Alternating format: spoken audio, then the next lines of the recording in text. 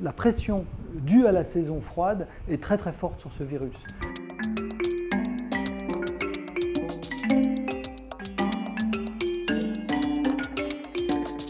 Ce qui est certain, c'est que tous les virus respiratoires sont favorisés par la saison froide. Quel est le rôle de la température et de l'humidité et le rôle respectif des comportements qui changent pendant la saison froide? C'est très difficile aujourd'hui de le dire, particulièrement pour ce coronavirus, qui a quand même émergé, rappelons-le, dans l'hémisphère nord, en Chine continentale, en plein hiver, au mois de décembre et de janvier.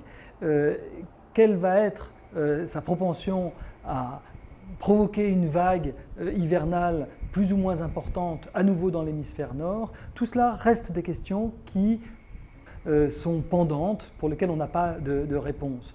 Ce qui est vrai quand même, c'est que tout ce que l'on a pu voir, en particulier dans l'hémisphère sud, pendant les mois de juin, juillet, août, septembre, montre que la pression due à la saison froide est très très forte sur ce virus.